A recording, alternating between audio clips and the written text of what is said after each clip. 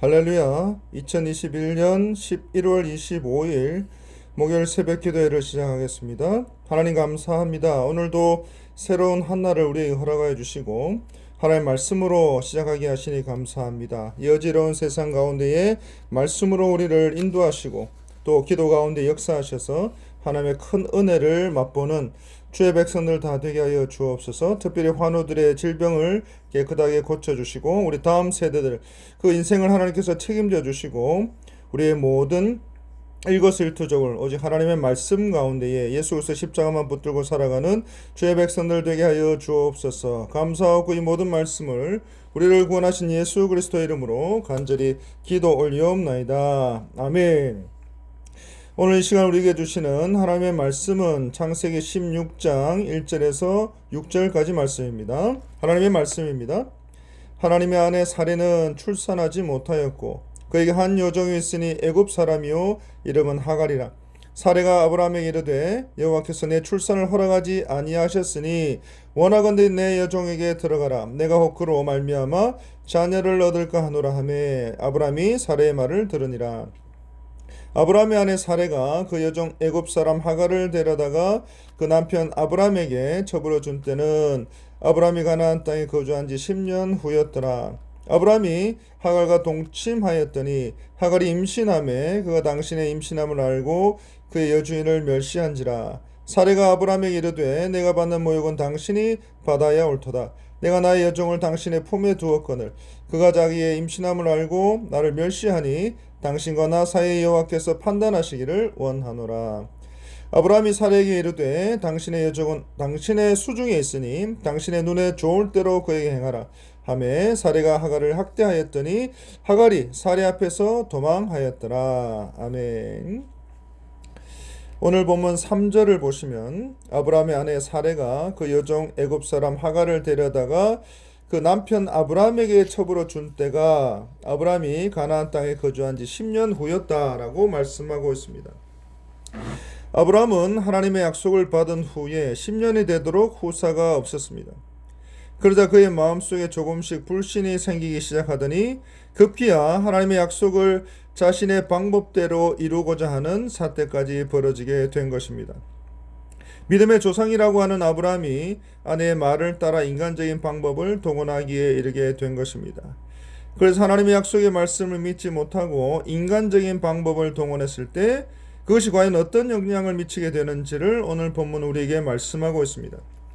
2절에 보시면 사레가 아브라함에게 이르되 여호와께서 내 출산을 허락하지 아니하셨으니 라고 말씀합니다. 아브라함에게 후사를 약속하신 분은 하나님이신데 사레가 단정적으로 이렇게 말을 합니다. 여호와께서 내 출산을 허락하지 아니하셨으니. 그리고 남편 아브라함에게 이렇게 말합니다. 원하건대 내 여종에게 들어가라. 내가 혹 그로 말미암아 자녀를 얻을까 하노라. 아브라함은 여종과 동침하라는 아내의 제안이 후사를 이을 방법으로 그럴듯하게 들렸습니다. 그리고 그 제안을 받아들입니다. 사레의 이러한 제안이 하나님의 방법이 아니면서도 그럴듯해 보이기 때문에 그만 쉽게 넘어가 버린 것입니다. 그래서 오늘 우리는 우리 주변의 사람들이 여러 가지 모양으로 제안을 하기도 하고 권면을 하기도 하고 충고를 하기도 합니다.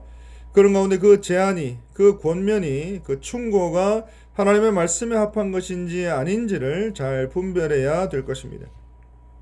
그래서 우리가 어려운 일이 생길 때마다 여러 가지 선택의 갈림길에 설 때마다 또 여러 가지 핍박과 유혹으로 우리의 믿음이 흔들릴 때마다 그 제안이, 그 권면이, 그 충고가 하나님의 말씀에 합한 것인지 아닌지를 늘 살필 수 있는 영적인 분별력을 달라고 기도하는 저와 여러분들이 다 되시기를 간절히 바랍니다.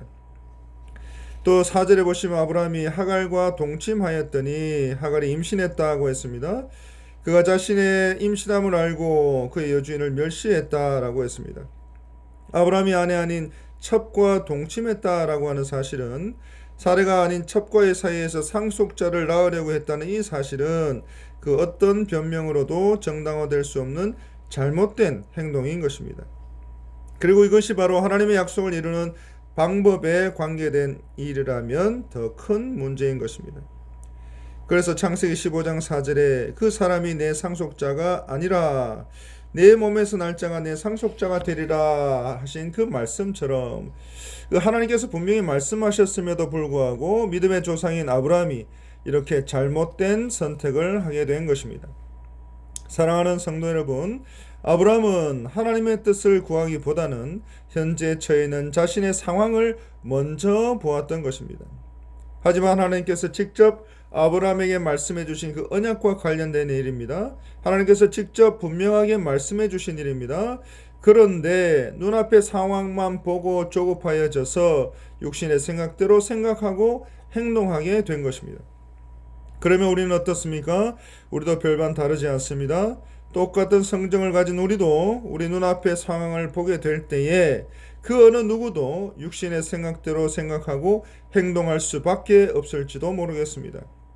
하지만 그럴수록 우리 자신의 행위를 합리화하면서 육신의 생각대로 생각하고 행동하지 않도록 늘 깨어서 기도하는 저와 여러분이 되시기를 바랍니다.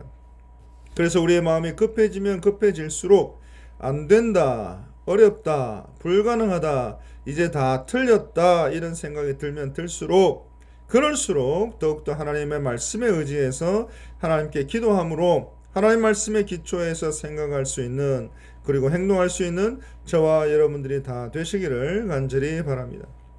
사람들이 안 된다 말할 때, 어렵다 말할 때, 사람들이 불가능하다 말할 때, 이미 다 틀렸다 말할 때에 불가능을 가능케 하시는 그 하나님의 약속의 말씀을 붙들고 기도하는 저와 여러분이 되시기를 바랍니다. 하나님의 때와 방법으로 약속을 반드시 이루실 하나님만 바라보는 여러분 되시기를 바랍니다. 사랑하는 성도 여러분, 육신의 생각과 방법이 때로는 빠르게 보일 수 있습니다. 또 좋아 보일 수가 있습니다. 하지만 그 결과는 불행의 열매로 맺히게 됩니다. 오늘 본문 4절과 6절에 보시면 아브라함의 가정에서 이 일 때문에 일어난 불화와 다툼이 있습니다. 결국 평온한 가정의 후손을 잇는 문제로 제3자가 끼어들어서 파탄의 불씨가 던져지고 말았던 것입니다. 이처럼 하나님의 약속을 잊어버리고 육신의 생각과 방법을 따르게 될 때에 반드시 불행이 따라오게 된다는 사실을 잊지 마시기 바랍니다. 그래서 오늘 우리가 저 아브라함처럼 하나님의 약속을 잊어버리고 지금 처해 있는 상황만을 바라보게 된다면 결국 사람의 공고를 따르게 되고 육신의 생각대로 생각하고 또 행동하게 되고 말 것입니다. 그리고 이러한 육신의 생각과 방법은 반드시 인간적인 결과를 가져올 수밖에 없게 될 것입니다. 그래서 오늘 지금 우리의 삶 속에서 하나님의 말씀을 잊어버리고 육신의 생각대로 생각하고 말하고 행동하는 것들은 없는지 늘 살피는 저와 여러분이 되시기를 간절히 바랍니다. 그래서 만약에 그런 모습들이 우리 가운데 있다면 이 시간 그것을 떨쳐버리고 하나님께서 아브라함의 약속의 말씀, 오늘 이 시대를 살아가고 있는 성도를 향한 약속의 말씀, 또 오늘 이 기도의 자리에 앉아 계시는 여러분을 향한 그 약속의 말씀을 붙잡는 여러분이 되시기를 간절히 바랍니다.